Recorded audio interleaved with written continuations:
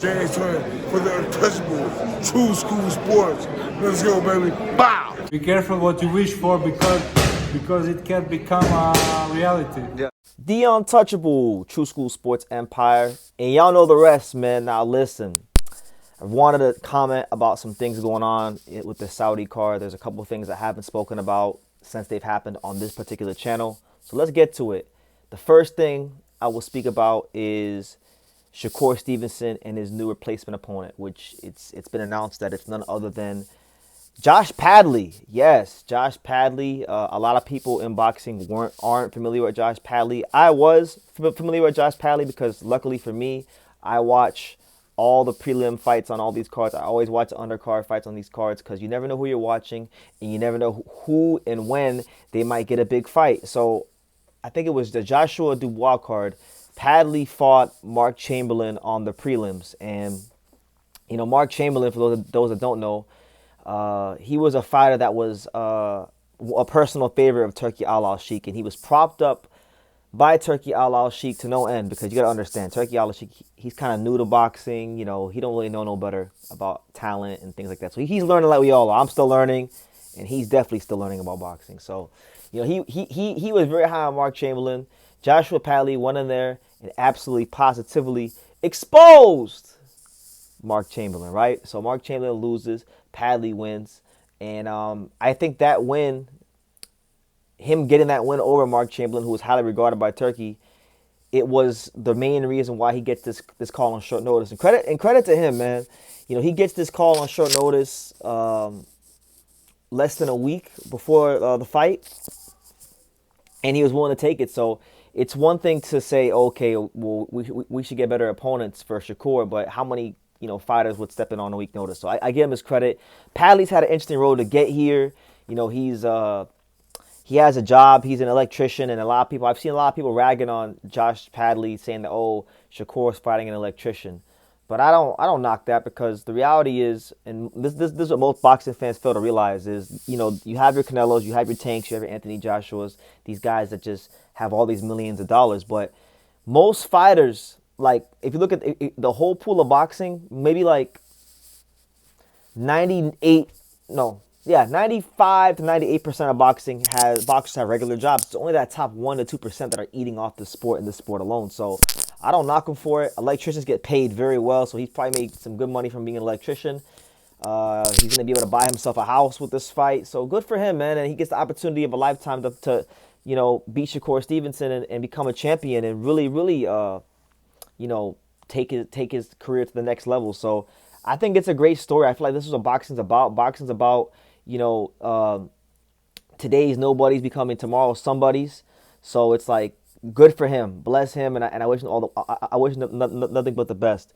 Padley, he's 15-0 with 4 knockouts, so he's not a big puncher on paper. But from the one time I watched him against Mark Chamberlain, he does have a good left hook. There is some sneaky power there, but you know, he's pretty much like a textbook British fighter, you know, style-wise. So Shakur Stevenson should beat him. So it's weird. I'm conflicted because I love the underdog stories in boxing. I live for things like this in boxing, but it's just like, man, like Turkey, really Turkey? This is the best you could do for Shakur Stevenson. Eddie Hearn, this is the best you could do for Shakur Stevenson. Like, because the only 2 options that were available, really and truthfully, were Josh Padley and Jadier Herrera. And for those that don't know Jadier Herrera, I just did a video about him like last month, and he's a southpaw Cuban. I believe he's number 8 in the WBC, power puncher. He trains at this boxing gym in Dubai, which is, you know, Dubai's in the Middle East. It's right there. It's close to Saudi. And, you know, he had a fight schedule because a lot of people on Twitter have been saying, BT, Jadier Herrera had a fight schedule, so he wasn't available. But that's not true. I mean, like, come on, man. You mean to tell me if Jadier Herrera was in camp for a fight already and he was offered a chance to fight Shakur Stevenson for the WBC world title, he would turn it down? Come on, man. You guys must not know who Jadier Herrera is and his mental makeup and how he operates. He would have taken that fight. I just think this is more of like Turkey prioritizing Josh Padley because Josh Padley beat his guy, Mark Chamberlain. So it's not Shakur's fault. It's not anybody's fault. It's really Turkey's doing that this fight is happening. So, you know, I don't have it. The beautiful thing about this fight is I don't have any expectations of it being that great of a fight because Shakur Stevenson should wash Joshua Padley. And truth be told, I know, they were doing the little grip straighten thing, and Shakur Stevenson had like the lightest grip of anybody on the card. But boxing's not about grip strength. And truth be told, Shakur Stevenson needs to get a knockout here. I'm sorry. I'm sorry, man. Shakur, I don't care if Joshua Padley gets shut out 12-0. If Shakur Stevenson does not stop Joshua Padley this fight, the title of my post-fight review video is going to be Shakur Stevenson exposed, because like you're fighting a guy who was just on the prelims, who's coming from the small hall shows, who really is not anywhere on your level in terms of skill, pedigree, or talent. So my thing is, you have to go ahead in there and stop him. If you don't, I don't want to hear about you fighting Tank.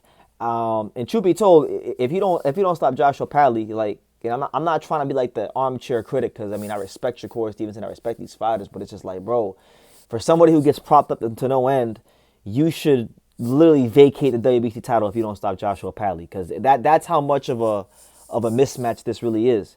Padley's playing with house money. Padley, God bless him. I hope he has a good showing and can get more opportunities in boxing coming off the heels of this.